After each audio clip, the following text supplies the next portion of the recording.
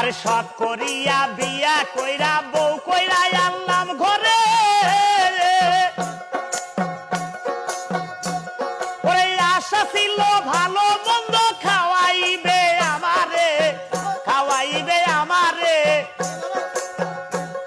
এখন নিজে খাই উদর ভরে আমারে দায় পাতলা ঝোল এতদিনে বুঝলাম আমি হারাম জাদি নষ্টের মূল এতদিনে